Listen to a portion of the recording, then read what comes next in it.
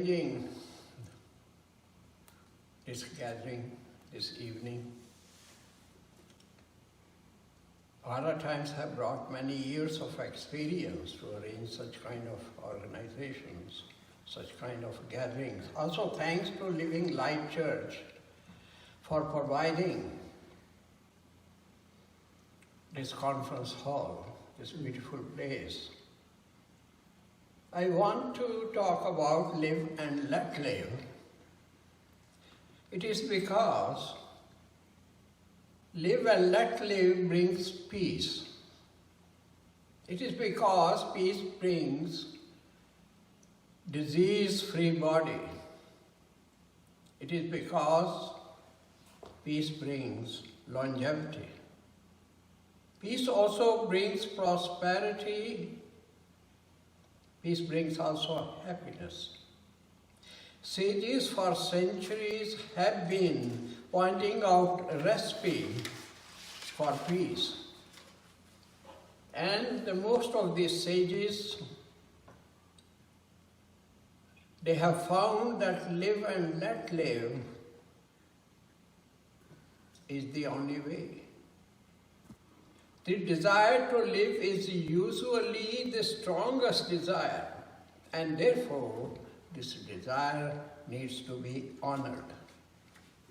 The recipe of live and let live was not that much in need during the days of Buddha. It was not that much in need during the days of Christ as it is in need in the world of today. It is because the main reason is countries are moving towards multiculturalism that make the process of peace more difficult, more complicated, more complex. Multiculturalism is a trend that cannot be stopped. To enjoy peace, to enjoy prosperity, it is indispensable to be aware of how to live in multicultural societies. I have attempted to illustrate the beauty of live and let live in multicultural settings in my novels as well as in my poetry, and those books are on display. It is important to follow the blueprint of live and let live in multicultural societies because the world has become a multicultural town. Because the world has become a multicultural village. Multiculturalism is diversity, and diversity is beauty. Diversity is a collection of flowers of different shapes. It is a collection of flowers of different colors in a bouquet that looks more beautiful than a single flower does. The world of today is full of diversity. And diversity is a gift from the Almighty to practice, to live and let live. Diversity makes life bearable. Diversity makes life beautiful. Diversity makes life interesting. Diversity gives the message of cooperation that is the base of religions. Because of this message, religion is supposed to improve human relations. But God's gift of diversity is being ignored openly and is also being misused. No, religion has become hammers of intolerance that shatters the delicate glass of peace into pieces, and there are nations that have become synonyms of terrorism. To celebrate peace in multicultural societies, it is important to celebrate the concept of mutualism and symbiotic relationship that are based on the concept of live and let live. To avoid competition, which is usually wasteful, it is expedient for species to form a stable relationship with other species. And this kind of cooperation allows both the species to live harmoniously, sharing the same amount of food supply and space. Mutualism helps species to benefit from other species. Now, there are several examples of such species in nature. Mutualism between plants and fungi, called fungi or fungi, are common. Live and let live cannot work without symbiosis. That means without deliberate attempt for cooperation in industrial companies. Cooperation generates better results. One nation may use one another's industrial byproducts on business principles. Industrial symbiosis increase production without resulting in the waste of energy and raw materials.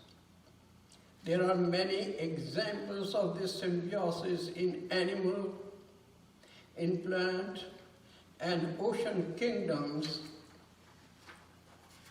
And without symbiosis, the life becomes terrible. During my research for my novel, The Coexistence, and another novel, The Chhattisgarh, I found that it is a myth to say that humans are violent by nature. The media has misinterpreted the laboratory work of scientists by exporting the myth of survival of the fittest. We often hear what Charles Darwin said about evolution is a theory. It is not a fact. Success in any field is due to cooperation and cleverness, not necessarily due to aggression. For example, complex cells in human body evolve from cooperating simple cells. When cooperation fails in the body, disaster happens. When the cells in human body act like rogues, the result is cancer. Peace depends on cooperation, and cooperation is calmness. Cooperation is stability. Cooperation is to understand the fact that a singular unit can never be complete and self-sufficient because every unit depends on other units for survival. To be powerful, to be strong, it is important for all 5 fingers of a hand to work together in unity. Same applies to human body that is composed of several organs. In order to be healthy,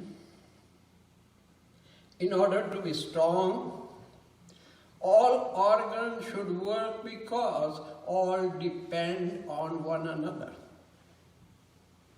Take the case of birds.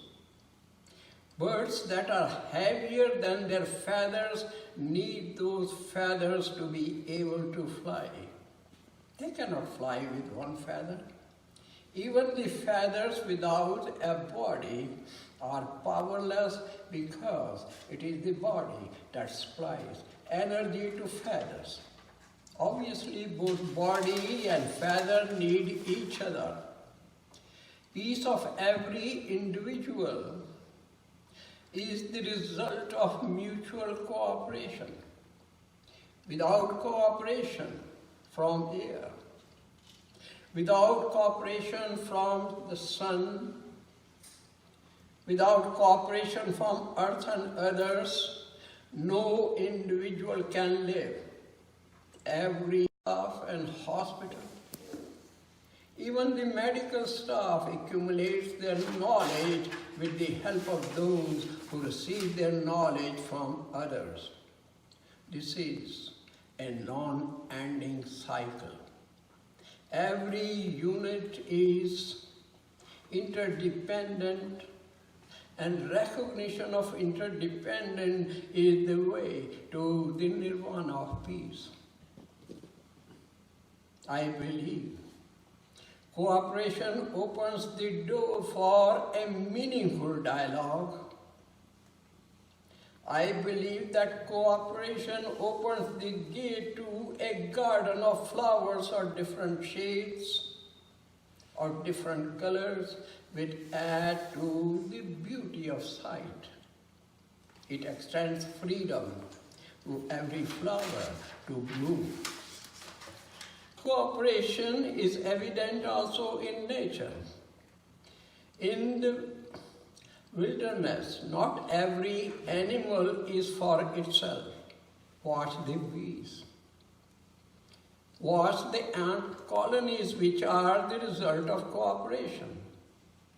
Polar bears do not have their developed intellect, and to imitate them and become cannibals because of the polar bear cannot be justified with any argument. Killing of one's own brothers and sisters cannot be justified because several bird species do so. It does not make any sense to say it is okay to kill your children because mice sometimes eat their young ones. Humans certainly cannot copy nature for everything. Let us not forget that humans are the supreme species endowed with intellect. What happens in nature does not mean that the most intellectual creation should follow the myopic sight. I am convinced that nature depicts cooperation as the main ingredient for success. That is what all cultural and ethnic groups should do to make life meaningful, to make life better. No organism is an island. The web of success as a network of interdependent effort of cooperation is abundant in nature to convince those who notice only survival of the fittest. The coaches of football and hockey teams, they know the worth of cooperation. It is to be kept in mind that the word fittest does not mean the strongest and the most aggressive. Survival of the fittest can also mean the most cooperative. It is often assumed in the circles of science and culture that Darwin thought that humans are competitive. Darwin thought that humans are violent, that humans are self-interested. This is a misrepresentation of Charles Darwin, who believed also in goodness. In Descent of Man, his book, he also argues about human tendencies in favor of sympathy. In his next book about animals, there are references to love and tenderness as part of the evolution. However, survival of the fittest theory can be challenged from the point of view of intellect and cooperation. And as I said, intellect and cooperation play a large part in the life of human. There is nothing in the brain, let me repeat it, there is nothing in the brain of human that would indicate that human have inherited violence from animals. There is nothing that is genetically programmed about violence. It is wrong to assume that a human possesses a brain that has violent drive. There is nothing like that in the neurophysiology of human. The myth that human is violent, the myth that human is like animals, this has been propagated widely. War is not caused by any instinct. War is caused by either fear or greed. Those who believe that violence is entrenched in human brains become hopeless, thinking that nothing can be done to make global village peaceful. That is not. War begins in the mind. And peace also begins in the mind. The same human who have invented war, the same human who have invented horrors are capable of inventing peace. To prove that humans are warlike because they have been fighting since their appearance on earth does not stand in the court of logic. If there have been bloodshed, there also have been peaceful activities, practices of the use of language, of the use of pottery, cloth making, and so on. These are also instinctive, if killing is instinctive. History has proved over and over again that killing has never been able to solve problems. War preparations lead to counter-war preparations. Killing may silence a few souls for a while out of fear, but it also raises a crop of hatred. It also raises a crop of poison. Violence also raises a crop of revenge for more bloodshed. We are living in an age of the most sophisticated engines of death which are within easy reach of anyone. The adoption of violent means is the blueprint of the chamber of suffocation. Humans have to end war, or war will end humans. The world has entered into an era of quick communication and also quick annihilation. Science has made it possible for humans to get into a closer dialogue. Democracy is a government by dialogue. And democracies usually do not have armed conflict. My definition of peace is the absence of the use of force to solve conflicts. Peace is not the abolition of conflicts. Peace is the abolition of the use of violence. And the best blueprint to achieve peace is to follow the blueprint of live and let live.